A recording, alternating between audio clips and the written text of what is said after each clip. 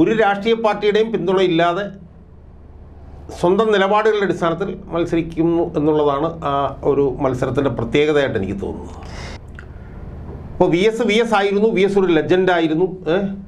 V എസിൽ ആ കാലഘട്ടത്തിൽ ഒരുപാട് മാറ്റം വന്നു, വി എസ് ഭയങ്കര ജനകീയനായി. ഇതൊക്കെ ആണെങ്കിൽ പോലും ഇതുവരെ നടക്കാത്ത ഒരു സംഭവമായതുകൊണ്ട് അത് നടക്കില്ല എന്നായിരുന്നു എൻ്റെ അടുത്ത സുഹൃത്തുക്കളും എൻ്റെ ഏറ്റവും അടുത്ത് സഹകരിച്ചിരുന്നവരുടെ എല്ലാവരുടെയും ഒരു ധാരണ. എന്നാൽ ഹൈക്കോടതി ജഡ്ജസിനെ കുറിച്ചിട്ട് എൻ്റെ ക്ലെയിം എന്ന് പറഞ്ഞാൽ ആധികാരികമായി ഇട്ടുള്ള ഇതുപോലൊരു പുസ്തകമില്ല. അത് 24 ഹൈക്കോടതി ജഡ്ജസ് ഹൈക്കോർട്ടിലെ 600 ചില്ലാണ് ജഡ്ജസിനെ കുറിച്ചിട്ടുള്ള ഒരു പുസ്തകം. കേരളത്തിലെ ഭരണകൂടവും കേരളത്തിലെ പ്രതിപക്ഷവും കേരളത്തിലെ BJPയും അതിഭീകരമായി ജീർണിക്കുന്നതിൻ്റെ സാഹചര്യത്തിൽ ഉണ്ടായിക്കൊണ്ടിരിക്കുന്ന ഒരു പോളറൈസേഷനെ കുറിച്ചിട്ടാണ് ഞാൻ പറയുന്നത്. അതായത് കേരളത്തിലെ ചരിത്രത്തിൽ ആദ്യമായി ഇത് മൂന്നും ഒന്നാവുന്നു. നമുക്ക് നമ്മളുടെ മുഖത്തേക്ക് കൊല്ലാനായിട്ട് ഒരാൾ വാളും കൊണ്ട് വരുന്നത് ചിന്തിക്കാൻ പോലും നമുക്ക് കഴിയില്ല.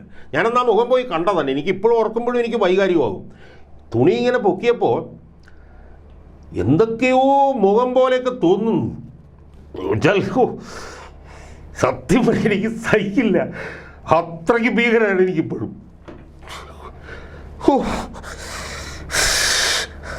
KM ഷാജഹാൻ സാർ മറ്റുള്ള ഒരു ഇൻ്റർവ്യൂവിലേക്ക് സ്വാഗതം. സാറേ, ഇപ്പോൾ ഏറ്റവും പുതിയ വാർത്ത സാറിനെ കുറിച്ച് കേൾക്കുന്നത് സാർ ആലപ്പുഴയിൽ ലോക്സഭാ സ്ഥാനാർത്ഥിയായി മത്സരിക്കാൻ തീരുമാനിച്ചിരിക്കുന്നു എന്നുള്ളതാണ്. ഇതിൽ ആരുടെയൊക്കെ പിന്തുണയുണ്ട്, അല്ലെങ്കിൽ ഏതെങ്കിലും രാഷ്ട്രീയ പാർട്ടികളുടെ പിന്തുണയുണ്ടോ? ഒരു രാഷ്ട്രീയ പാർട്ടിയുടെയും പിന്തുണ ഇല്ലാതെ മത്സരിക്കുന്നു എന്നുള്ളതാണ് പ്രധാനം. ഏതെങ്കിലും ഒരു രാഷ്ട്രീയ പാർട്ടിയുടെ പിന്തുണ ആയിരുന്നുവെങ്കിൽ ആ പിന്തുണ മേടിച്ചുകൊണ്ട് ആ പാർട്ടിയുടെ രാഷ്ട്രീയ സ്ഥാനാർത്ഥിയായിട്ട് നിന്നാൽ മതിയായിരുന്നല്ലോ. അപ്പോൾ സ്വാഭാവികമായും ഒരു രാഷ്ട്രീയ പാർട്ടിയുടെയും പിന്തുണയില്ലാതെ സ്വന്തം നിലപാടുകളുടെ അടിസ്ഥാനത്തിൽ മത്സരിക്കുന്നു എന്നുള്ളതാണ് ആ ഒരു മത്സരത്തിൻ്റെ പ്രത്യേകതയായിട്ട് എനിക്ക് തോന്നുന്നത്. ഈ മത്സരം കൊണ്ട് താങ്കൾ എന്താണ് ഉദ്ദേശിക്കുന്നത്? കാരണം എന്താ വെച്ചിട്ടുണ്ടെങ്കിൽ ഇതിലുള്ള സിഗ്നിഫിക്കൻസ് എന്താണ്? ഇപ്പോൾ കേരളത്തിൻ്റെ രാഷ്ട്രീയ ചരിത്രം എടുത്തു വെച്ചിട്ടുണ്ടെങ്കിൽ ഒരു പാർലമെൻറ്റിലേക്ക് അങ്ങനെ സ്വതന്ത്രനായി നിന്നുകൊണ്ട് ഒരു രാഷ്ട്രീയ പാർട്ടികളെയും പിന്തുണയില്ലാതെ ഇതുവരെ ആരും ജയിച്ചിട്ടില്ല. ആകെ ജയിച്ചിട്ടുള്ളത് UDFൻ്റെയോ LDFൻ്റെയോ അല്ലെങ്കിൽ കോൺഗ്രസിൻ്റെയോ CPMൻ്റെയോ ഒക്കെ പിന്തുണയോട് കൂടിയിട്ടാണ്. നിയമസഭയിൽ നമുക്ക് ആകെ പറയാൻ കഴിയുന്ന ഒരു കാര്യം, വളരെ അപൂർവമായ തരത്തിൽ ജയിച്ചിട്ടുള്ളതാകെ PC ജോർജ് മാത്രമാണ്. പിന്നെ BJPയുടെ ഒരു കാൻഡിഡേറ്റ് പണ്ട് KK നായർ ജയിച്ചിട്ടുണ്ട്, അത് വളരെ മുമ്പാണ്. പക്ഷേ ആ രാഷ്ട്രീയം മാറിയിരിക്കുന്നു.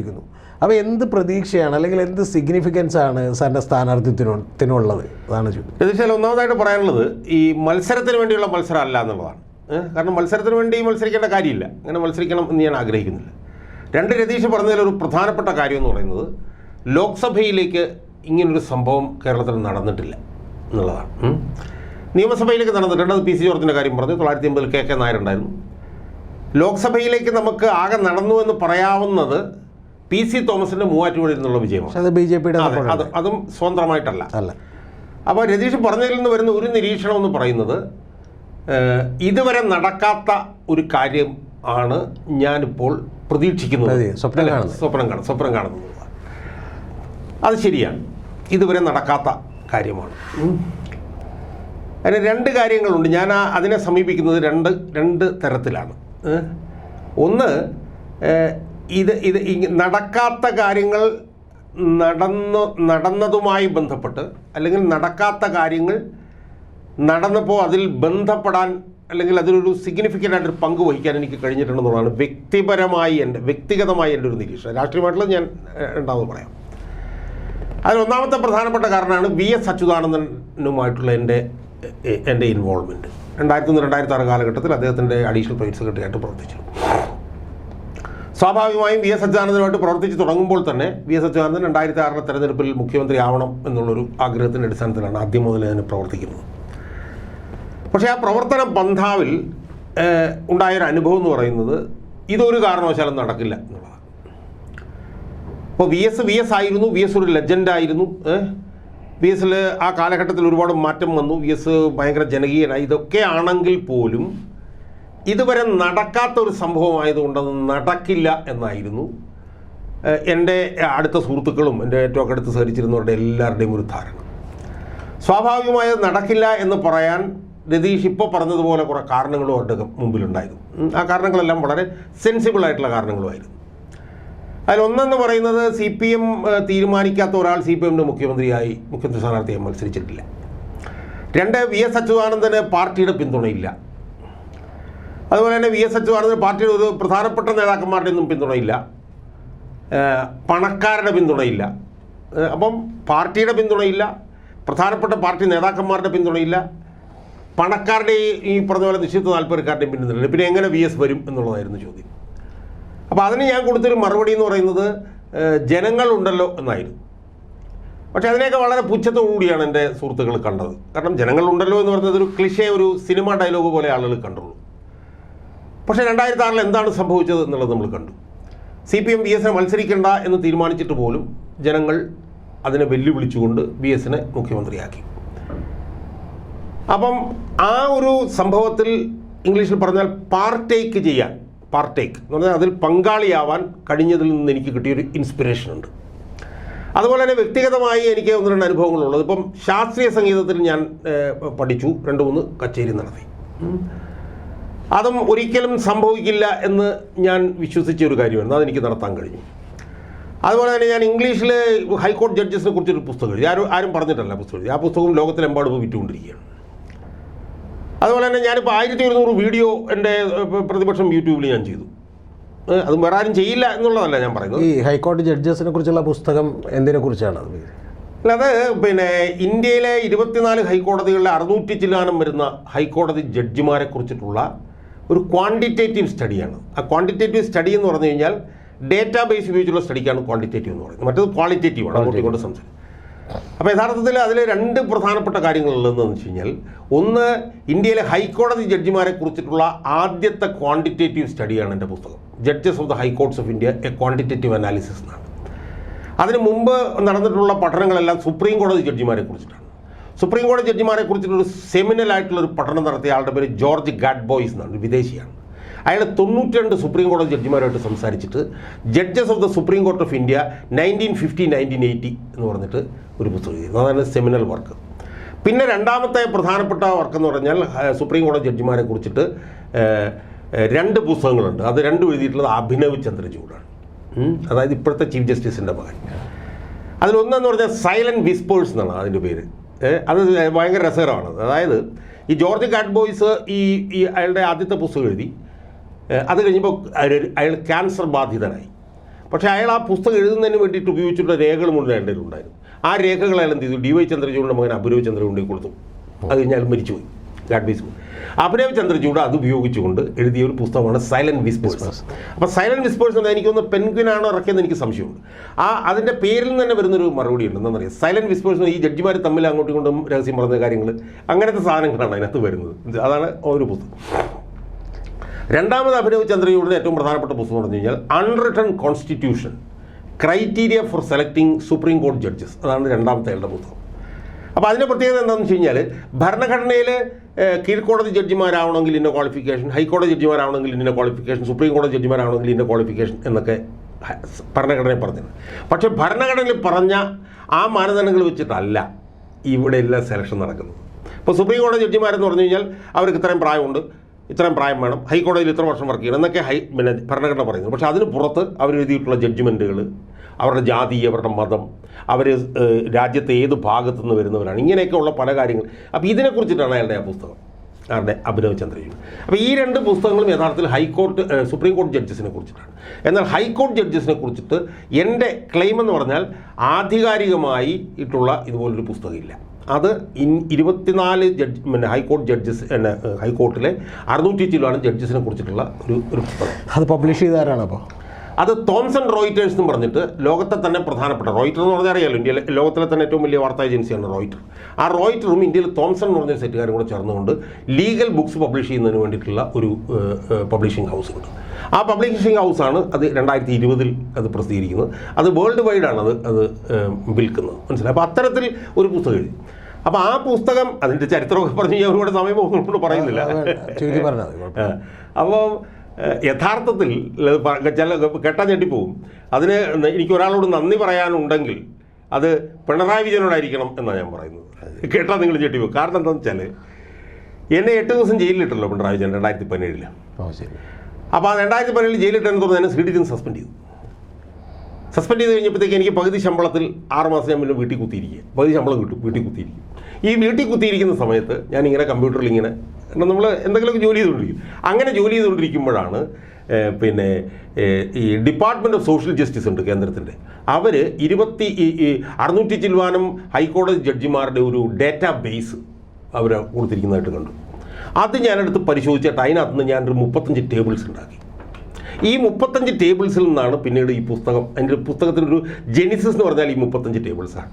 അപ്പോൾ അതുകൊണ്ട് യഥാർത്ഥത്തിൽ ഞാൻ ജയിലിലിടപ്പെടുകയും ഞാൻ സസ്പെൻഷനിലാവുകയും വീട്ടിലിരിക്കുകയും ഒക്കെ ചെയ്തുകൊണ്ടാണ് ഈ പുസ്തകം എഴുതേണ്ടി വന്നത്, മനസ്സിലായി. അപ്പോൾ അതുകൊണ്ട് തന്നെ എൻ്റെ ഇംഗ്ലീഷ് പുസ്തകത്തിന് സത്യം പറഞ്ഞു കഴിഞ്ഞാൽ എനിക്ക് വിചാരിച്ചത് പിണറായി വിജയൻ്റെ ഐഡിയ എന്നുണ്ടാവും. അല്ല അപ്പോൾ പിണറായി വിജയനോടാണ് ആ കാര്യത്തിലൊരു കടപ്പാടുള്ളത്.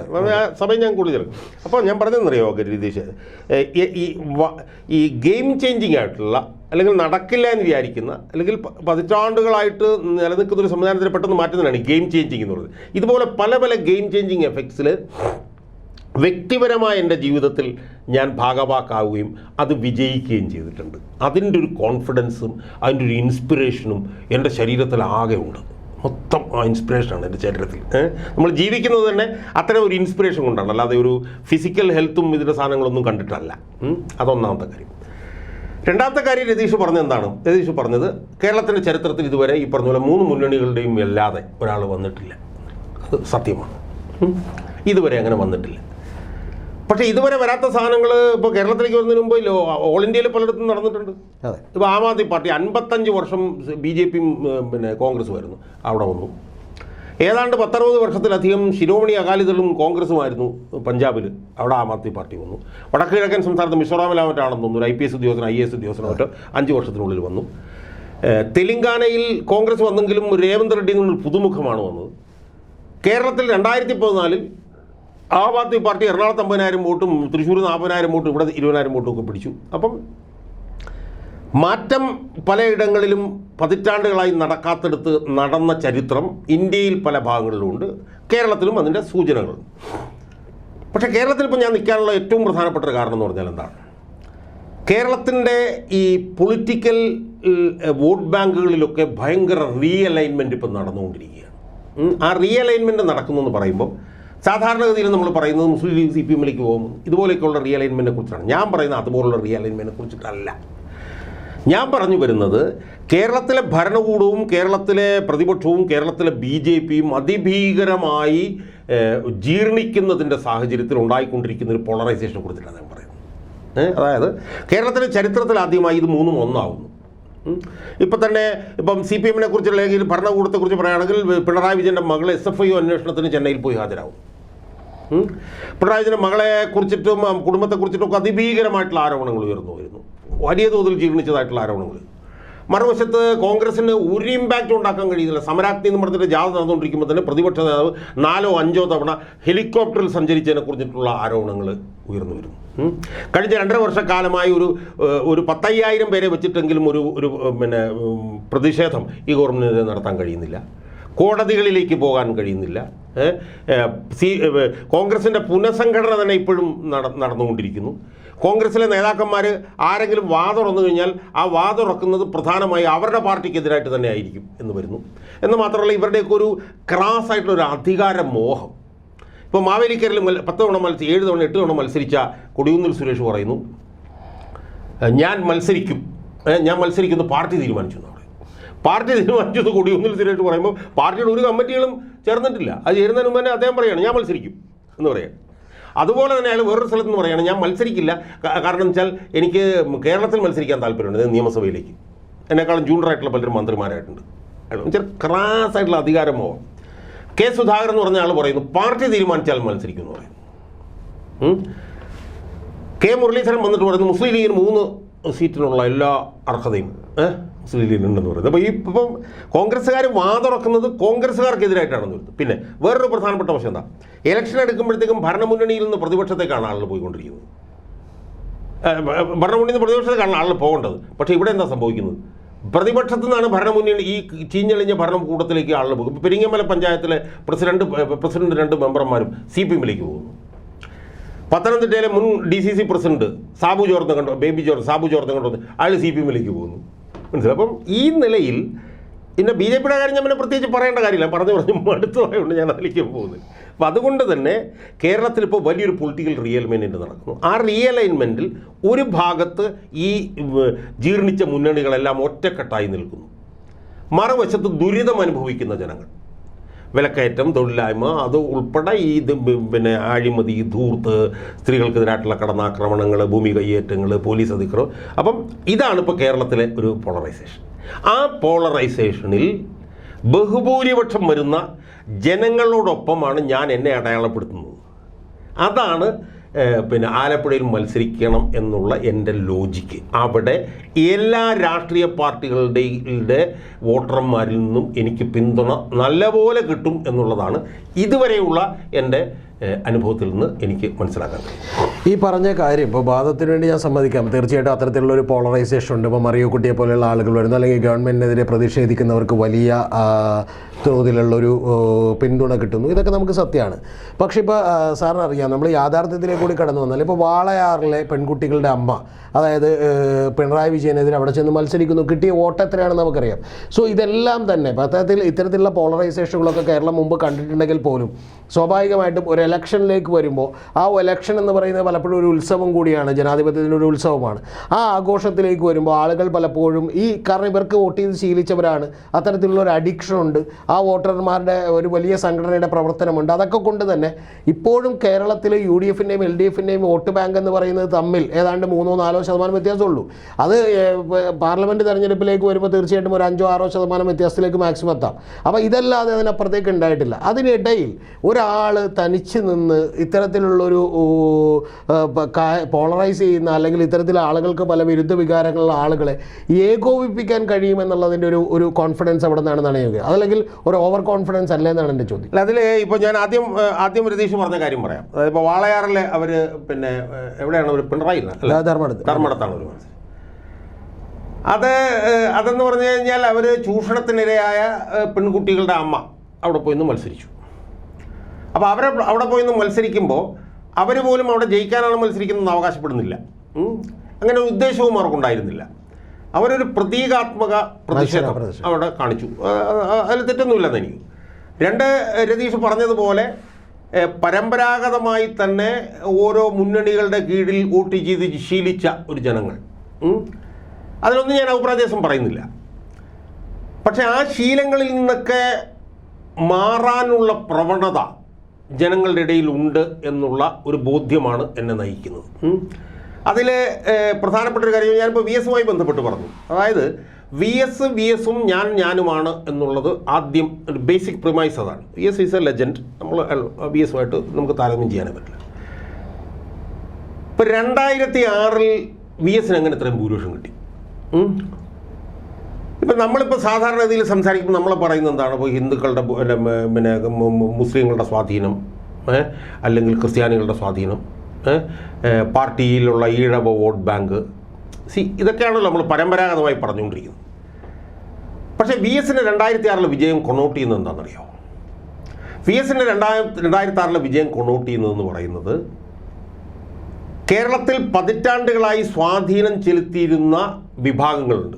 മുസ്ലിം ലീഗിൻ്റെ ലീഡർഷിപ്പ്, അല്ലെങ്കിൽ ക്രിസ്ത്യൻ ലീഡർഷിപ്പ്, കേരള കോൺഗ്രസിൻ്റെ ലീഡർഷിപ്പ്, അതുപോലെ തന്നെ ഈ പറഞ്ഞ പോലെ വെള്ളാപ്പള്ളി, കാന്തപുരം, സുകുമാരൻ നായർ എന്നൊക്കെ പറഞ്ഞിട്ടുള്ള സെറ്റുകാർ എല്ലാവരും 2006 ഉണ്ടായിരുന്നു. പക്ഷേ 2006 ഇവരെല്ലാം ഉണ്ടായിരുന്നെങ്കിലും അതിന് മുകളിൽ പൊളിറ്റിക്കൽ ഇഷ്യൂസിനെ കൊണ്ടുവന്ന് പ്രതിഷ്ഠിക്കാൻ VS-ന് കഴിഞ്ഞു. അതാണ് VS-ൻ്റെ 2006 വിജയത്തിൻ്റെ ഏറ്റവും വലിയൊരു ഒരു മൂലക്കല്ല് എന്നാണ് എനിക്ക് തോന്നുന്നത്. ഇപ്പോൾ ഉദാഹരണത്തിന് നമ്മൾ മലപ്പുറം എടുക്കുക. മലപ്പുറത്ത് 2006 തെരഞ്ഞെടുപ്പിന് മുമ്പ് പിന്നെ CPM-ൻ്റെ വോട്ട് ഷെയർ എന്ന് പറഞ്ഞാൽ 28%. 28. ആ 2006 തെരഞ്ഞെടുപ്പിൽ PK കുഞ്ഞാലിക്കുട്ടിയും MK മുനീറും അവിടെ തോറ്റു. കുഞ്ഞാലിക്കുട്ടിയുടെ കാര്യത്തിൽ പിന്നെ ആകെപ്പാടെ ഒരു തോൽവി ഉണ്ടായിട്ടുള്ളത് അത് മാത്രം 2006 ഒരു പ്രാവശ്യം. അതൊക്കെ കഴിഞ്ഞ് കുറേ ആൾ കഴിഞ്ഞ് ഞാൻ കുഞ്ഞാലിക്കുട്ടി മന്ത്രിയായിരുന്നപ്പോഴത്തേക്കും ഒരു കാര്യത്തിന് സ്ഥാപനവുമായി ബന്ധപ്പെട്ട ഒരു കാര്യത്തിന് ഞാൻ പറഞ്ഞു, എൻ്റെ ഷാജാനെ കുറ്റിപ്പുറത്ത് ഞാൻ തോക്കുന്ന സ്വപ്നത്തിൽ ഞാൻ വിചാരിച്ചത്. കാരണം കുറ്റിപ്പുറത്തെ ഓരോ ജനങ്ങളെയും ഇൻഡിവിജ്വലായി കൈകാര്യം ചെയ്ത് പോവുകയാണ് കുഞ്ഞാലിക്കുട്ടി. ആ കുഞ്ഞാലിക്കുട്ടി ഐസ്ക്രീം പാർലർ കേസിൻ്റെ പ്രചരണത്തിൻ്റെ പശ്ചാത്തലത്തിൽ തോറ്റു. ശരിയായാലും തെറ്റായാലും ഇന്നും ഐസ്ക്രീം പാർലർ കേസിലൊന്നും തെളിയിക്കപ്പെട്ടിട്ടില്ല. അതുപോലെ തന്നെ ആ തെരഞ്ഞെടുപ്പിൽ MK മുനീറും തോറ്റു. മനസ്സിലായോ? അപ്പോൾ അന്ന് 2006 എന്താണ് അച്യുതാനന്ദൻ ചെയ്തത്? അച്യുതാനന്ദൻ ചെയ്തത് ജനങ്ങളെ ഇന്നുള്ളതുപോലെ ഒരു പോളറൈസേഷനിലേക്ക് അച്യുതാനന്ദൻ കൊണ്ടുവന്നു. അതായത് ജനകീയ വിഷയങ്ങളിൽ നിരന്തരമായിട്ട് ഇടപെട്ടു. പൂയംകുട്ടി, മതികെട്ടാൻ, എൻഡോസൽഫാൻ, ഇതുപോലെ ജനകീയമായിട്ടുള്ള വിഷയങ്ങളിൽ ഇടപെട്ട് ജനങ്ങളെ പൊളിറ്റിക്കലായി പോളറൈസ് ചെയ്തു. അപ്പോൾ അതിന് സമാനമായിട്ടൊന്നാണ് ഞാൻ ചെയ്യുന്നതെന്നുള്ള അവകാശവാദമൊന്നും ഞാൻ ഉന്നയിക്കുന്നില്ല. പക്ഷേ അന്നത്തെ പൊളിറ്റിക്കൽ പാർട്ടീസിൻ്റെ ഒത്തുകളിയും അവരുടെ ജീർണതയിലേക്കാളൊക്കെ 1,00,000 ഇരട്ടി വലിയ ജീർണതയിലാണ് ഇന്ന് പൊളിറ്റിക്കൽ പാർട്ടീസ് നിൽക്കുന്നത്. 2, VS അന്ന് ചെയ്ത ഒരു പോളറൈസേഷനാണ് ഞാനും ചെറിയൊരു ഫോമിലാണെങ്കിലും ഇന്ന് ഈ 2006 ചെയ്തുകൊണ്ടിരിക്കുന്നത്. പക്ഷെ അവിടെ അപ്പോൾ അതുകൊണ്ട് തന്നെ ഈ സ്വാർത്ഥ താല്പര്യങ്ങൾക്കും നിക്ഷിപ്ത താല്പര്യങ്ങൾക്കും മുകളിൽ വിഷയങ്ങളുടെ അടിസ്ഥാനത്തിൽ, ജനകീയ വിഷയങ്ങളുടെ അടിസ്ഥാനത്തിൽ ജനവിരുദ്ധ നയങ്ങൾക്കെതിരായി ജനങ്ങളെ പോളറൈസ് ചെയ്യുന്ന തരത്തിലേക്കുള്ളൊരു പോളറൈസേഷൻ കഴിഞ്ഞ 2-2.5 വർഷക്കാലത്തെ പ്രവർത്തനം, അതിന് മുമ്പുള്ള പ്രവർത്തനം ഇല്ലാതെ ഞാൻ പറഞ്ഞത്, കഴിഞ്ഞ 2-2.5 വർഷക്കാലത്തെ സോഷ്യൽ മീഡിയയിൽ കൂടെ ഞാൻ നടത്തുന്ന ഒരു പോളറൈസേഷനിലൂടെ അങ്ങനെ നടത്തുന്ന പ്രവർത്തനങ്ങളുടെ ഒരു പിന്നക്കളിൽ എന്നെ പ്രതിഷ്ഠിക്കാൻ എനിക്ക് കഴിഞ്ഞിട്ടുണ്ട് എന്നുള്ളതാണ് എൻ്റെ നിരീക്ഷണം. ആ നിരീക്ഷണം പറയുമ്പോഴും ആ നിരീക്ഷണത്തിൽ നിങ്ങളുടെ ഭാഗമാണ് ശരി, അല്ലേ തെറ്റ് ശരി എന്നുള്ളതൊന്നും ആത്യന്തികമായി പറഞ്ഞു വെക്കാൻ ഞാൻ തയ്യാറല്ല. കാരണം അതൊരു തെരഞ്ഞെടുപ്പിലേക്ക് പോയി റിസൾട്ട് വന്നു കഴിയുമ്പോൾ നമുക്ക് പറയാൻ പറ്റില്ല. പക്ഷേ കിട്ടുന്നൊരു തിരിച്ചറിവും ഒരു ഫീഡ്ബാക്കും വളരെ പോസിറ്റീവാണ് എന്നുള്ളത് കൊണ്ടാണ് അങ്ങനെ ഒരു സ്റ്റെപ്പിലേക്ക് പോയത്.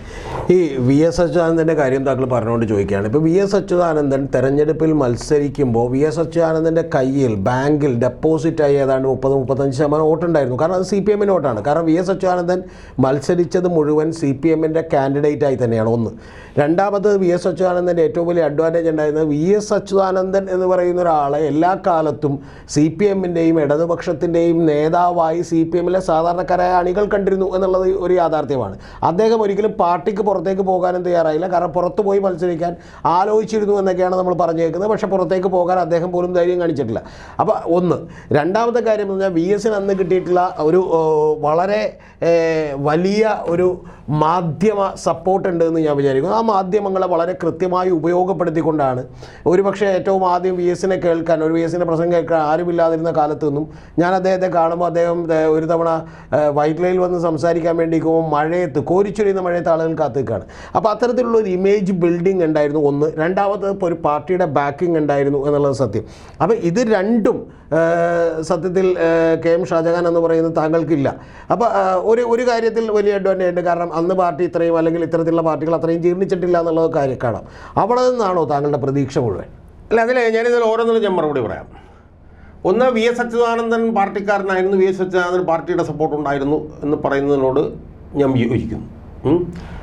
കാരണം പാർട്ടി VSന് കൂടെ ഉണ്ടായിരുന്നില്ല, പാർട്ടിക്കെതിരായിരുന്നു. പാർട്ടിയിലെ മുകളിലുള്ള ആളുകൾ ഉണ്ടായിരുന്നില്ല, പക്ഷേ ഏറ്റവും പാർട്ടിയിലെ കേഡർമാരുണ്ടായിരുന്നു. ഉണ്ടായിരുന്നത് ആ കേഡർമാർ.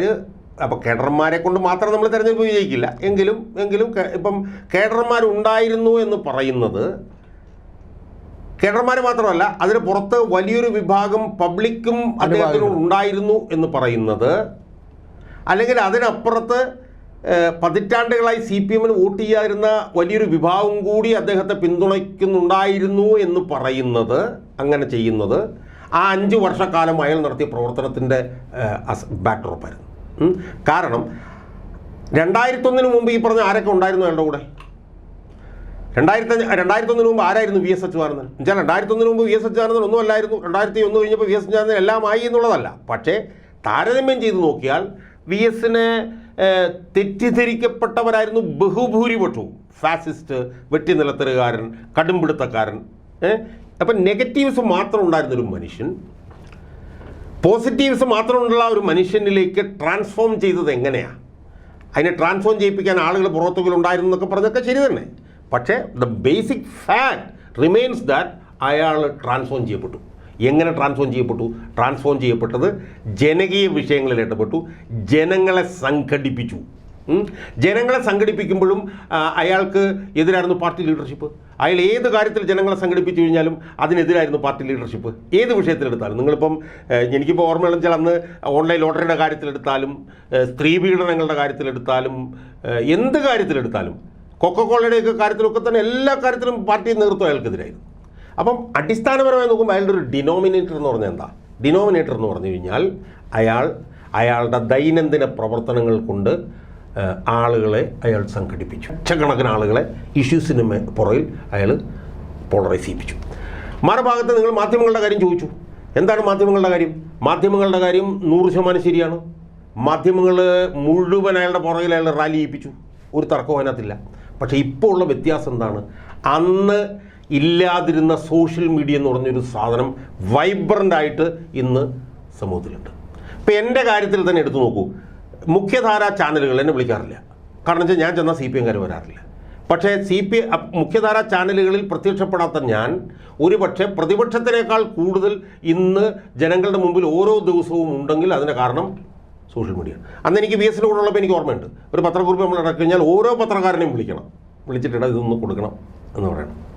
ഓരോ പത്രസമ്മേളനം കഴിഞ്ഞിട്ടും ഓരോ പത്രക്കാരനെ വിളിച്ചിട്ട് ഇന്നതുപോലെ ചെയ്യണം എന്നൊക്കെ പറയേണ്ടി വരുന്ന ഒരു സാഹചര്യത്തിൽ നിന്ന് മാറി ഇന്നും മലയാളി വാർത്തയ്ക്ക് ഒരു ഓഡിയോ കൊടുത്തിട്ടാണ് ഞാൻ ഇന്ന് ഇവിടെ വന്നിരിക്കുന്നത്. മനസ്സിലാവും? അപ്പോൾ അതുണ്ടാക്കിയിട്ടുള്ള വലിയൊരു ഒരു പാരഡൈം ഷിഫ്റ്റ് ഉണ്ട്. ഒരു പാരഡൈം ഷിഫ്റ്റ്. അല്ല, അവിടെ ഒരു ചോദ്യം ഉള്ളത് നേരത്തെ പറഞ്ഞതിൽ നിന്നാണ്. അപ്പോൾ ഞാൻ ഇടപെടാറുന്നത് ഫ്ലോയിൽ പറഞ്ഞോട്ടെ എന്ന് വെച്ചിട്ടാണ്. ഇപ്പോൾ VS അച്യുതാനന്ദൻ്റെ കാര്യം പറഞ്ഞപ്പോൾ VS അച്യുതാനന്ദൻ പാർട്ടി കൂടെ ഉണ്ടായിരുന്നില്ല എന്ന് പറയുമ്പോഴും ശരിക്കും VS അച്യുതാനന്ദനെ പബ്ലിക്കലി പാർട്ടി ഒരിക്കലും അദ്ദേഹം ഏറ്റെടുത്ത കാര്യങ്ങളെ എതിർത്തിട്ടില്ല എന്നുള്ളത് കൂടി നമ്മൾ കാണണം. ഉള്ളിൽ നിന്ന് എതിർത്തിട്ടുണ്ടാവും, പാർട്ടി കമ്മിറ്റികളിൽ എതിർത്തിട്ടുണ്ടാവും. പക്ഷെ അദ്ദേഹം ഇപ്പോൾ ഞാനൊരു ഉദാഹരണം പറയും. ഇപ്പോൾ അദ്ദേഹം ഒരു പാർട്ടി പരിപാടിയിൽ പങ്കെടുക്കാൻ വേണ്ടി എറണാകുളം ജില്ലയിൽ വരുന്നു. ഇഷ്ടമുണ്ടെങ്കിലും ഇഷ്ടമില്ലെങ്കിലും ശരി, അവിടുത്തെ ഏരിയ കമ്മിറ്റി സെക്രട്ടറിയോ അല്ലെങ്കിൽ ജില്ലാ കമ്മിറ്റി മെമ്പർമാരോ അദ്ദേഹത്തിൻ്റെ കൂടെ നിൽക്കുന്നതായിട്ടാണ് നമ്മൾ കണ്ടിട്ടുള്ളത്. അല്ലെങ്കിൽ കൂടെ നിൽക്കുന്നതായി ഭാവിക്കെങ്കിലും ചെയ്യാൻ അവർ തയ്യാറായിരുന്നു. കാര്യം അതെന്തുകൊണ്ടാണെന്ന് വെച്ചിട്ടുണ്ടെങ്കിൽ ഇപ്പോൾ നമുക്കറിയാലോ, ജനങ്ങൾ അദ്ദേഹത്തിൻ്റെ കൂടെയുണ്ട്, പാർട്ടി അനുഭാവികളും കൂടെയുണ്ട്, പാർട്ടി മെമ്പർമാരും അദ്ദേഹത്തിൻ്റെ കൂടെയാണ് എന്നുള്ളത് കൊണ്ടാണ് ഞാൻ പറഞ്ഞത്. അത്തരത്തിലുള്ള ഒരു സൗകര്യങ്ങൾ ഇല്ലാതെ നമ്മളൊരു തെരഞ്ഞെടുപ്പിലേക്ക് പോകുമ്പോഴുള്ള കാര്യത്തെക്കുറിച്ച് താങ്കൾ ചിന്തിച്ചിട്ടുണ്ടോ? അല്ല, അതായത് ഒരു കാര്യം തുറന്നു പറയാം. ഈ തെരഞ്ഞെടുപ്പിലേക്ക് ഇറങ്ങുന്നു എന്ന് പറയുമ്പോൾ എല്ലാം പോസിറ്റീവാക്കി എല്ലാ സ്ട്രെങ്ത്തുകളുമായിട്ടല്ല തെരഞ്ഞെടുപ്പിലേക്ക് ഇറങ്ങുന്നത്. അത് അംഗീകരിക്കുന്നതിലൊരു അത് അംഗീകരിക്കുന്നതിൽ മോശം കാര്യമാണെന്ന് എനിക്ക് അഭിപ്രായമില്ല. പക്ഷേ ഈ സ്ട്രെങ്ത്തുകൾ എന്നൊക്കെ പറയുന്നത്, ഈ സ്ട്രെങ്ത്തുള്ള പാർട്ടികൾ, ഉദാഹരണത്തിന് 2019 കേരളത്തിൽ എല്ലാ സ്ട്രെങ്ത്തും ഉള്ള പാർട്ടിയായിരുന്നു CPM. അതിൻ്റെ എല്ലാ സ്ട്രെങ്ത്തും ഉപയോഗിച്ചു, അധികാരത്തിലുണ്ടായിരുന്നു. ഏതാണ്ട് ഒരു 1/2 സീറ്റുള്ള കിട്ടിയുള്ളൂ. എന്നുവെച്ചാൽ ഒരു സീറ്റിൽ 10,000 കൊണ്ട് ജയിക്കാൻ പറ്റും. അപ്പം ഈ സ്ട്രെങ്ത് എന്നൊക്കെ പറയുന്നത് പരമ്പരാഗതമായിട്ടുള്ള സ്ട്രെങ്ത്തുകൾ നമുക്ക് അനുകൂലമാകണമെന്നില്ല. പിന്നെ എന്നെ സംബന്ധിച്ചിടത്തോളം എനിക്ക് വീക്ക്നെസ്സുകൾ ഉള്ളത് അംഗീകരിച്ച് തന്നെയാണ് ഞാൻ ഇറങ്ങുന്നത്. ഇപ്പം രതീഷനെ പറഞ്ഞിട്ടുണ്ട്. ഇപ്പം 2021 2020 എന്ന് പറഞ്ഞ പാർട്ടി എറണാകുളത്ത് 9 മണ്ഡലങ്ങളിൽ മത്സരിച്ചു. ഒരിടത്തും കോർണർ യോഗങ്ങളോ ബൂത്ത് കൊടുക്കലോ സ്ലിപ്പ് കൊടുക്കലോ ഒന്നും ഉണ്ടായിരുന്നില്ല. 15% സീറ്റ് പിടിച്ചു. 2014 എറണാകുളത്ത് നിന്ന് മത്സരിക്കുന്ന ആം ആദ്മി പാർട്ടിയുടെ നേതാവായിട്ടുള്ള അനിതാ പ്രതാപന് മലയാളം പോലും അറിയാത്ത സ്ത്രീയായിരുന്നു. 50,000 വോട്ട് അവരവിടെ പിടിച്ചു. അപ്പോൾ അതിൻ്റെ എല്ലാം ഉദാഹരണങ്ങളുണ്ട്. പക്ഷേ എൻ്റെ ഏറ്റവും വലിയൊരു സ്ട്രെങ്ത് ആയിട്ട് ഞാൻ കാണുന്നത് ക്ലെയിമാണ്. ക്ലെയിം എന്താണെന്ന് പറഞ്ഞാൽ എല്ലാ ദിവസവും ജനങ്ങൾ എന്തെങ്കിലും ഒരു അനീതിക്കെതിരായിട്ട് എന്നെ കാണുന്നുണ്ട്. അതിപ്പോൾ എൻ്റെ യൂട്യൂബ് ചാനലിൽ കൂടെ ആയിക്കോട്ടെ, അല്ലാത്ത യൂട്യൂബ് ചാനലിൽ കൂടെ ആയിക്കോട്ടെ. ഞാനിപ്പോൾ വീണാ വിജയനുമായി ബന്ധപ്പെട്ട് കഴിഞ്ഞ ദിവസം മറുനാടൻ മലയാളിയിൽ കൊടുത്തൊരു ഇൻ്റർവ്യൂ 3 ലക്ഷം ആളാണ് കണ്ടത്. എന്നുവെച്ചാൽ അപ്പോൾ ആ നിലയിൽ ഞാനും VS തമ്മിലൊരു കമ്പാരിസൺ ഞാൻ കാണുന്നത് എന്താണെന്നറിയോ? VS-ഉം ഞാനുമാണ് എന്ന് പറയുമ്പോൾ VS-ഉം ഞാനും തമ്മിൽ കാണുന്ന ഒരു സമാനത എന്താണെന്ന് വെച്ചാൽ, VS-ഉം 5 വർഷക്കാലം എന്തെങ്കിലും അഴിമതിക്കെതിരെയോ അനീതിക്കെതിരെയോ ദിവസവും പൊതുമണ്ഡലത്തിലുണ്ടായിരുന്നു. ഞാനും ഇതുപോലെ എന്തെങ്കിലും അനീതിക്കെതിരെയോ അല്ലെങ്കിൽ എന്തെങ്കിലും പ്രതിപക്ഷത്തിന് ഭരണകൂടത്തിനെതിരെയോ എല്ലാ ദിവസവും പൊതുമണ്ഡലത്തിൽ ഉണ്ട്. VS-ന് 2006 തെരഞ്ഞെടുപ്പിൽ കിട്ടിയ ഏറ്റവും വലിയ അഡ്വാൻറ്റേജ് എന്ന് പറഞ്ഞാൽ VS 5 വർഷം നടത്തിയ പ്രവർത്തനം, അതിൻ്റെ ഒരു ക്യുമുലേഷനാണ് 2006 ഉണ്ടായത്. ഒറ്റ മിനിറ്റ്. അതുപോലെ തന്നെ ഞാൻ നടത്തുന്ന പ്രവർത്തനത്തിൻ്റെ ക്യുമുലേഷൻ ആലപ്പുഴയിൽ പ്രതിഫലിക്കും എന്നുള്ള നല്ല ആത്മവിശ്വാസം എനിക്കുണ്ട്. എന്നെ ആത്മവിശ്വാസം ആണത് എന്ന് ഞാൻ പറയുന്നില്ല. VSൻ്റെ ഇപ്പോൾ താങ്കളായിട്ട് നേരത്തെ ഒരു തവണ ഒരു ഇൻ്റർവ്യൂവിൽ പറഞ്ഞു VS തെറുത്തിയെടുത്തുനിന്ന് അല്ലെങ്കിൽ VSൻ്റെ ആശയങ്ങൾ മുന്നോട്ട് പിടിച്ചാണ് താങ്കൾ മുമ്പോട്ട് പോകുന്നതെന്ന് പറഞ്ഞു. ഇതിപ്പോൾ CPM അല്ലെങ്കിൽ VSൻ്റെ കുടുംബാംഗങ്ങളോ ഒക്കെ അത് സമ്മതിച്ച് തരുമോ, അല്ലെങ്കിൽ VSൻ്റെ ഒരു പാരമ്പര്യം ഞാനാണ് അവകാശപ്പെടുന്നതെന്ന് പറഞ്ഞു? അല്ല, എന്ന് ഞാൻ അവകാശപ്പെടുന്നില്ല. VSൻ്റെ പാരമ്പര്യം ഞാൻ അവകാശപ്പെടുന്നില്ല. അല്ല, ഒരു രാഷ്ട്രീയ പാരമ്പര്യം ഞാൻ പറഞ്ഞു. VSൻ്റെ രാഷ്ട്രീയ പാരമ്പര്യമാണ് ഞാൻ മുന്നോട്ട് കൊണ്ടുപോകുന്നത് എന്ന് ഞാൻ പറയുമ്പോൾ VSനെ അങ്ങ് മൊത്തം അങ്ങോട്ട് പിന്നെ ഈ പറഞ്ഞ പോലെ VSൻ്റെ നേരാവകാശം അങ്ങനെയൊന്നും അവകാശപ്പെടുന്നില്ല. പക്ഷേ the fact remains that VS എന്താണോ ചെയ്തിരുന്നത്, VSൻ്റെ പിന്നെ ഒരു ബേസിക് ആയിട്ടുള്ളൊരു പ്രിമൈസ് എന്തായിരുന്നു? അൺറിലൻറ്റിങ് അൺകോംപ്രമൈസിങ് എന്നാണ്. അതാണ് VSൻ്റെ ഒരു. അപ്പോൾ VSന് മുമ്പിൽ ഒരുത്തനൊരു പാക്കറ്റ് തേയില കൊണ്ടുവച്ചു, അവിടെ തന്നെ ഓടാന്ന് പറഞ്ഞു VS. ഒരു പാക്കറ്റ് തേയില എന്ന് പറഞ്ഞാൽ ഒരു 500 രൂപ 600 രൂപയുള്ളൂ, മനസ്സിലായോ? അതിന് ആർജവമുള്ള ഏത് നേതാവ് കേരളത്തിലുണ്ട്? അപ്പോൾ എന്ന് പറഞ്ഞതുപോലെ അൺറിലൻറ്റിങ്ങും അൺകോംപ്രമൈസിങ്ങുമാണ് ഞാൻ എന്നുള്ളതാണ് ഞാൻ VSനെ എന്നെയും കൂടെ ബന്ധിപ്പിക്കാൻ വേണ്ടിയിട്ട് ഞാൻ ആലോചിക്കുന്നത്. പിന്നെ VSന് പല പല കാരണങ്ങൾ കൊണ്ട് പിണറായിക്കെതിരായിട്ടുള്ള സമരം ഒരു ഘട്ടം കഴിഞ്ഞപ്പോഴത്തേക്ക് VSന് അത് പിൻവാങ്ങുകയോ അവസാനിപ്പിക്കുകയോ എന്തെങ്കിലും, അവിടുന്ന് അത് 2006 മുതൽ അത് മുന്നോട്ട് കൊണ്ടുപോവുകയാണ് ഞാൻ എന്നാണ് ഞാൻ വിശ്വസിക്കുന്നത്. 2006 മുതൽ. എന്തുകൊണ്ടാണ് ആലപ്പി തിരഞ്ഞെടുത്തത്? കാരണം ബാക്കിയുള്ള 19 ലോക്സഭാ മണ്ഡലങ്ങളുണ്ട്, പക്ഷേ എന്തുകൊണ്ടാണ് ആലപ്പുഴ തിരഞ്ഞെടുത്തത്? അല്ല, ഈ ആലപ്പുഴ എന്ന് പറഞ്ഞാലേ ആലപ്പുഴയിലാണ് പാർട്ടി ഉണ്ടായത്. നമ്മളിപ്പോൾ മറ്റേ പിണറായി എന്നൊക്കെ പറഞ്ഞ് പാറപ്പുറം എന്നൊക്കെ പറയുമെങ്കിലും പാർട്ടി അടിസ്ഥാനപരമായിട്ടുണ്ടാകുന്നത് വെച്ചാൽ P. കൃഷ്ണപിള്ള മുതൽ VS അച്യുതാനന്ദൻ എവിടുന്നാണ് ഉണ്ടായത്? VS അച്യുതാനന്ദൻ ആലപ്പുഴയുടെ ഏറ്റവും വലിയ ആസ്തി എന്ന് പറയുന്നത് VS അച്യുതാനന്ദനാണ്. VS തോറ്റ ജില്ലയാണ്. അല്ല, VS തോൽക്കുകയും ചെയ്തു, VSനെ തോൽപ്പിക്കുകയും ചെയ്ത ജില്ലയാണെങ്കിൽ പോലും VS എന്ന് പറഞ്ഞ ആ ഒരു പ്രതിഭാസം ത്തിൻ്റെ ജെനിസിസ് ആലപ്പുഴയാണ്. അതുപോലെ തന്നെ പിന്നെ പിന്നീട് P. കൃഷ്ണപിള്ള, അതുപോലെ തന്നെ TV തോമസ്, ഇത് പിരിയുന്നതിന് മുമ്പ് TV തോമസ്, R. സുഗതൻ മുതൽ എൻ്റെ അമ്മയുടെ ചേട്ടനും 1957 പിന്നെ EMS നിയമസഭയിൽ അംഗമായിരുന്ന CG സദാശിവൻ, ഞാനത് പലയിടത്തും പറഞ്ഞിട്ടില്ല, എൻ്റെ അമ്മൂമ്മയുടെ ചേട്ടനാണ്. അപ്പോൾ അതുപോലെയുള്ള CPM കമ്മ്യൂണിസ്റ്റ് പാർട്ടിയുടെ ലബ്ധപ്രതിഷ്ഠരായിട്ടുള്ള നേതാക്കന്മാരുടെ മുഴുവൻ ഈറ്റില്ലമാണ് ആലപ്പുഴ, രതീഷ്. ആ ആലപ്പുഴ ഇന്ന് ആലപ്പുഴയിലെ പാർട്ടിയിൽ നിന്ന് എവിടെ നിൽക്കുന്നു?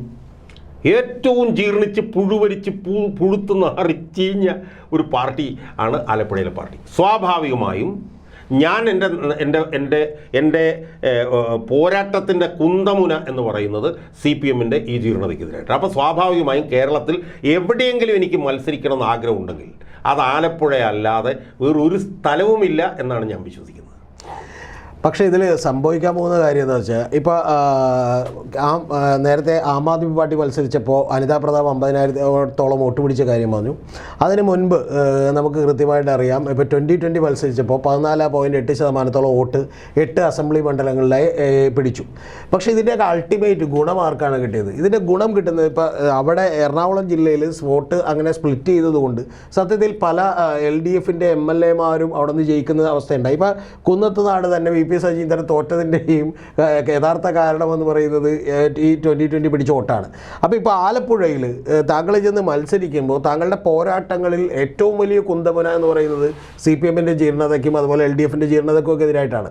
പക്ഷേ അൾട്ടിമേറ്റ്ലി സംഭവിക്കുന്നത് എന്താണെന്ന് വെച്ചിട്ടുണ്ടെങ്കിൽ ഇപ്പോൾ അവിടെ വോട്ട് ഭിന്നിക്കപ്പെടുകയും, അതായത് ഒരു പിണറായി വിരുദ്ധ അല്ലെങ്കിൽ ഒരു ആൻറ്റി ഇൻഡികമ്പൻസി വോട്ടുകൾ അവിടെ ഭിന്നിക്കപ്പെടുകയും അതിൻ്റെ ഒരു മേജർ പാർട്ട് KM ഷാജഹാൻ പിടിക്കുകയും ചെയ്യുമ്പോൾ നാച്ചുറലി കോൺഗ്രസ് കുറേ കൂടി ദുർബലമാവുകയും അവിടെ CPMൻ്റെ ഒരു കാൻഡിഡേറ്റ് AM ആരിഫൊക്കെ ജയിക്കാനുള്ള സാധ്യതയുണ്ട്. കാരണം അതുകൊണ്ട് ഇത് ഈ പോരാട്ടം അവരെ സന്തോഷിപ്പിക്കുകയല്ലേ ചെയ്യുക.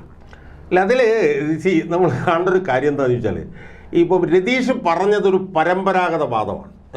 ഞാൻ പരമ്പരാഗത വാദം എന്ന് പറഞ്ഞാൽ രതീഷ് പറഞ്ഞതിനെ ഞാൻ അണ്ടർമൈൻ ചെയ്യല്ല, ഒരു പരമ്പരാഗത വാദമാണ്. എന്താണ് പരമ്പരാഗത വാദം? പരമ്പരാഗത വാദം എന്ന് പറഞ്ഞാൽ CPMൻ്റെ വോട്ടെന്ന് പറഞ്ഞാൽ ഫിക്സഡ് ഡെപ്പോസിറ്റാണ്. അത് ഇപ്പം ഒരു 1000 കോടി രൂപയുടെ അഴിമതി നടത്തിയാലും, അല്ലെങ്കിൽ ആ നേതാക്കന്മാർ ഓടി നടന്ന് പെണ്ണുങ്ങളെ പീഡിപ്പിച്ചാലും, ഭൂമിയെ കയ്യേറ്റം എന്ത് നടന്നാലും, എന്ത് വൃത്തികേട് നേതാക്കന്മാർ നടത്തിയാലും, അതെ കരിമണ്ണിൽ എത്ര ഖനനം ചെയ്താലും CPMൻ്റെ നേതാക്കന്മാർക്ക് CPM കുത്തുള്ളൂ. അതിൻ്റെ ഒരു ബേസിക് പ്രിമൈസ് അതാണ്. അതെന്ത് ഇപ്പോൾ പിണറായി വിജയൻ ഇപ്പം 1 ലക്ഷം കോടി രൂപയുടെ അഴിമതി നടത്തിയാലും പിണറായി വിജയൻ്റെ മകളെ SFIO പിടിച്ച് ജയിലിലിട്ടാലും CPM-ൻ്റെ വോട്ട് CPM-ന് തന്നെ കിട്ടും. അതേസമയം ബാക്കി വോട്ടുകൾ മുഴുവൻ സ്പ്ലിറ്റായി പോകും എന്നുള്ള ഒരു പരമ്പരാഗത വാദമാണ്. ആ വാദത്തിൽ നിന്നാണ് ഈ ഒരു ആർഗ്യുമെൻറ്റ് വരുന്നത്. എൻ്റെ അനുഭവം, എൻ്റെ തിരിച്ചറിവ് എന്താണെന്ന് ചോദിച്ചാൽ, കേരളത്തിൽ ഇന്ന് ഏറ്റവും കൂടുതൽ അസ്വസ്ഥരായി നിൽക്കുന്ന, ഏറ്റവും കൂടുതൽ ഡിസ്ഗസ്റ്റഡും ഡിസ്ഗ്രൻഡിൽഡും ഡിസല്യൂഷൻഡുമായി നിൽക്കുന്ന അണികൾ CPM-നകത്താണുള്ളതെന്നുള്ളതാണ്. അതായത് പിന്നെ എന്നോടൊരു party local committee secretary BJP വന്നാലും കുഴപ്പമില്ല ഷാജഹാൻ സാബേ കേരളത്തിൽ എന്ന് പറഞ്ഞു. അപ്പം ഞാൻ ചോദിച്ചോ, ഇതെന്ത് നിങ്ങളീ പറയും, ഈ CPM-നെ ഏറ്റവും കൂടുതൽ വിമർശിക്കുന്ന ഞാൻ പോലും BJP വരണമെന്ന് ആഗ്രഹിക്കുന്നില്ലല്ലോ എന്ന് പറയുമ്പം അങ്ങനെ ഒന്ന് വന്നാലേ ഇത് രക്ഷപ്പെടുകയുള്ളൂ എന്ന് പറയുന്ന CPM-കാർ, മനസ്സിലായോ? ഇപ്പോൾ ആലപ്പുഴയിലെ കോൺഗ്രസ് സർക്കിൾസിൽ ഇറങ്ങിയിട്ടുള്ള ഒരു തിരക്കഥ എന്താണെന്ന് ചോദിച്ചു കഴിഞ്ഞാൽ, കോൺഗ്രസ്സിന് കിട്ടാവുന്ന പിന്നെ മുസ്ലിം വോട്ടുകൾ ഷാജഹാൻ പിടിച്ച് പിണറായി വിജയനെ സഹായിക്കുന്നതിന് വേണ്ടിയിട്ടാണ് ഷാജഹാൻ നിൽക്കുന്നത് എന്നൊരു വാദം, ഒരു തിരക്കഥ അവിടെ വന്നിട്ടുണ്ടെന്ന് ഞാനിന്ന് മനസ്സിലാക്കി. അപ്പോൾ ഞാൻ പറഞ്ഞു കുഴപ്പമില്ല, പിണറായി വിജയനെ സഹായിക്കാനാണ് ഞാൻ നിൽക്കുന്നത് എന്നുള്ളതാണ് വാദമെങ്കിൽ അതായിക്കോട്ടെ. പക്ഷേ ഇപ്പം തന്നെ അവിടെ ഒരു ചർച്ചയായിട്ടുണ്ട് നമ്മുടെ സ്ഥാനാർത്ഥിത്വം എല്ലാ പാർട്ടികളിലും. ഇപ്പോൾ BJP-ക്കാരുടെ ഇടയിലും ഒക്കെ തന്നെ ഇത് ഒരു ചർച്ചയായിട്ടുണ്ട്. അതിൻ്റെ പ്രധാനപ്പെട്ട കാരണം എന്താണെന്ന് വെച്ച് കഴിഞ്ഞാൽ, കഴിഞ്ഞ 2 വർഷമായിട്ട് ഞാൻ എല്ലാ വിഷയങ്ങളിലും നിരന്തരം പിന്നെ പൊതുരംഗത്തുണ്ട്. അതിൻ്റെ ഒരു ചെറിയ കാര്യം കൂടെ ഞാൻ പറയാം. അങ്ങനെ എല്ലാ ദിവസവും ഞാൻ ഭരണകൂടത്തിനെതിരെ ശക്തമായി വിമർശിച്ച് നിൽക്കുന്നതിൻ്റെ കാരണം എന്ന് പറയുന്നത്, 2006 MP വീരേന്ദ്രകുമാർ എൻ്റെ വീട്ടിൽ വന്നിട്ട് എന്നോട് പറഞ്ഞു, ഷാജഹാനെ നീ എല്ലാ ദിവസവും പൊതുരംഗത്ത് ഭരണകൂടത്തിനെതിരായി ഉണ്ടാവണം, അല്ലെങ്കിൽ നിന്നെ തീർക്കുമെന്ന് പറഞ്ഞു. അപ്പം ഞാൻ ചോദിച്ചു എന്ത് സംഭവിക്കുമെന്ന് ചോദിച്ചു. അപ്പോൾ പറഞ്ഞു ഷാജഹാൻ പുറകോട്ട് പോയാൽ ഷാജഹാൻ്റെ മൃതശരീരത്തിൽ ഒരു നേതാവ് വന്ന് റീത്ത് വെച്ചിട്ട് തൊഴുതുകൊണ്ടിങ്ങനെ പോകും. അതുകൊണ്ട് ഷാജഹാന് നിലനിൽക്കണമെന്നുണ്ടെങ്കിൽ എല്ലാ ദിവസവും ഭരണകൂടത്തിൻ്റെ വൃത്തികേടുകൾക്കെതിരായിട്ട് പറയണം, വേണേൽ പാട്ട് പാടണം, വേണേൽ കച്ചേരി നടത്തണം, എന്തായാലും ഷാജഹാൻ എല്ലാ ദിവസവും പൊതുമണ്ഡലത്തിലുണ്ടാവണം എന്ന് വീരേന്ദ്രകുമാർ എന്നോട് 2006 പറഞ്ഞതാണ്.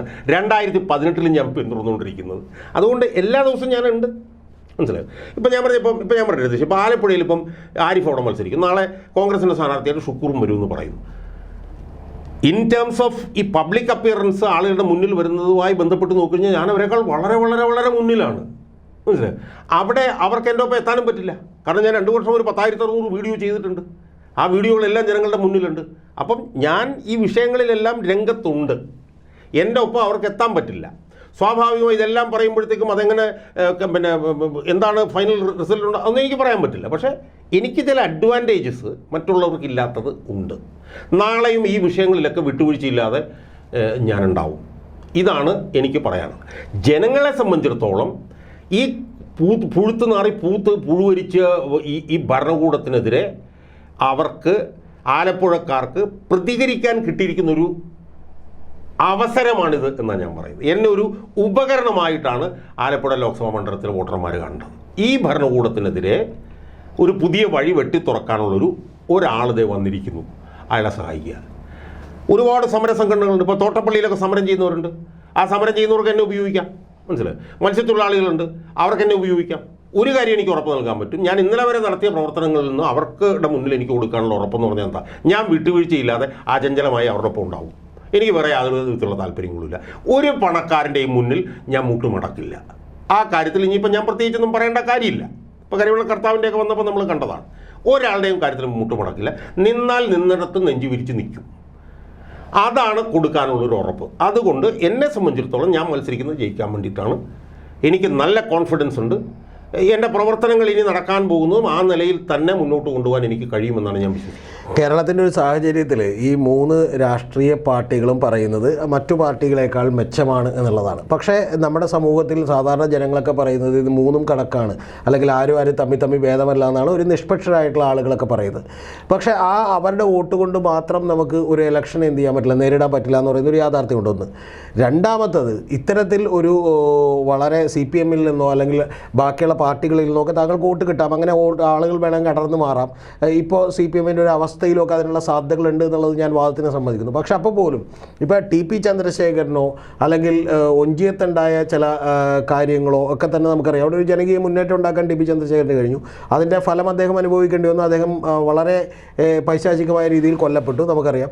പക്ഷെ അതിന് ശേഷം പോലും ഇപ്പോൾ ശരിക്കും ഏറ്റവും ഒടുവിൽ അവർക്കൊരു UDF-ലേക്ക് അല്ലെങ്കിൽ അത്തരത്തിലുള്ളൊരു അലയൻസിലേക്ക്, ഒത്തീർപ്പിലേക്ക് പോകേണ്ടി വന്നു. കാരണം ഒരു രാഷ്ട്രീയ പാർട്ടി, ഇപ്പോൾ എന്നോട് അതിൻ്റെ ചില നേതാക്കളടക്കം പറഞ്ഞിട്ടുണ്ട്, ഒരു രാഷ്ട്രീയ പാർട്ടി അങ്ങനെ കൊണ്ടു നടക്കുന്നതിൻ്റെ വലിയ ബുദ്ധിമുട്ടുണ്ടെന്നാണ്.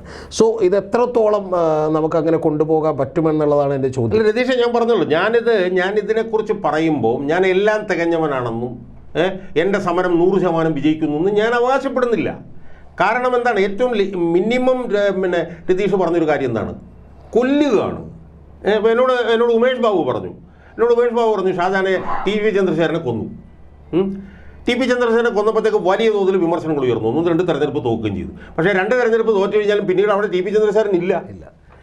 ഉദാഹരണത്തിന് ഒഞ്ചിയത്തുനിന്ന് 70% ആളുകളാണ് TP ചന്ദ്രശേഖരൻ കൊണ്ടുപോയത്. പക്ഷേ ഇന്ന് അവിടെ TP ചന്ദ്രശേഖരൻ ഇല്ല. മനസ്സിലായോ? അപ്പോൾ സ്വാഭാവികമായും കൊല്ലുന്ന പാർട്ടിയാണിത്, കൊന്നു തിന്നുന്ന പാർട്ടിയാണ്. മനസ്സിലായോ? അതുകൊണ്ട് നാളെ എനിക്കറിയില്ല, ഞാനിങ്ങനെ പറയാൻ പാടുണ്ടെന്ന് എനിക്കറിയില്ല. കാരണം ഞാൻ നാളെ ഉണ്ടാവുമെന്ന് ഉറപ്പ് പറയാൻ പറ്റില്ല. മനസ്സിലായില്ലേ? കാരണം എന്തും ചെയ്യാവുന്ന പാർട്ടിയാണിത്, എന്തും ചെയ്യുമെന്ന് കാണിച്ച പാർട്ടിയാണ്. ഇപ്പോൾ TP ചന്ദ്രശേഖരൻ തന്നെ ഞാൻ രതീഷിനോട് പറഞ്ഞത്, TP ചന്ദ്രശേഖരനെ കൊന്നു എന്ന് മാത്രമല്ല, എങ്ങനെയാണ് കൊന്നത്, 51 വെട്ട് മുഖത്ത് വെട്ടിയാണ് രതീഷെ കൊന്നത്. നമുക്ക് നമ്മളുടെ മുഖത്തേക്ക് കൊല്ലാനായിട്ട് ഒരാൾ വാളും കൊണ്ട് വരുന്നത് ചിന്തിക്കാൻ പോലും നമുക്ക് കഴിയില്ല. ഞാനെന്നാ മുഖം പോയി കണ്ടതാണ്. എനിക്ക് ഇപ്പോഴും ഓർക്കുമ്പോഴും എനിക്ക് വൈകാരികമാകും. തുണി ഇങ്ങനെ പൊക്കിയപ്പോൾ എന്തൊക്കെയോ മുഖം പോലെയൊക്കെ തോന്നുന്നു. സത്യം പറഞ്ഞാൽ എനിക്ക് സഹിക്കില്ല, അത്രയ്ക്ക് ഭീകരമാണ് എനിക്കിപ്പോഴും.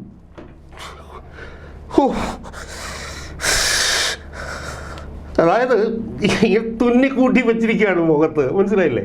ഒരു മനുഷ്യൻ്റെ 2-3 മണിക്കൂറാണ് ഇങ്ങനെ തുന്നിക്കൂട്ടാൻ എടുത്തെന്നാണ് പറയുന്നത്, മനസ്സിലായി? അപ്പോൾ അതുപോലെ കൊല്ലുന്ന പാർട്ടിയാണ് ഈ പാർട്ടി, മനസ്സിലായോ? അപ്പോൾ സ്വാഭാവികമായും ആ പാർട്ടിക്കെതിരായിട്ടാണ് സമരം. സ്വാഭാവികമായും അതിപ്പം എവിടെ എത്തുമെന്നുള്ള കാര്യമൊന്നും നമുക്കിപ്പോൾ പറയാൻ കഴിയില്ല. പക്ഷേ അവർക്കെതിരെ പോരാടാതെ വയ്യ, അതാണ് പ്രശ്നം. നമ്മൾ പോരാടുകയാണെങ്കിൽ അതിൻ്റെ അന്തിമ യുദ്ധമായിട്ടാണ് ഞാനിതിനെ കാണുന്നത്. അല്ലെങ്കിൽ പിന്നെ ഈ പണി നിർത്തിയിട്ട് ഞാൻ എവിടെയെങ്കിലും പോകണം, എന്നെ കൊണ്ട് കഴിയത്തില്ല. എൻ്റെ ഒരു ശീലമായി പോയി ഈ സമരം. അതുകൊണ്ട്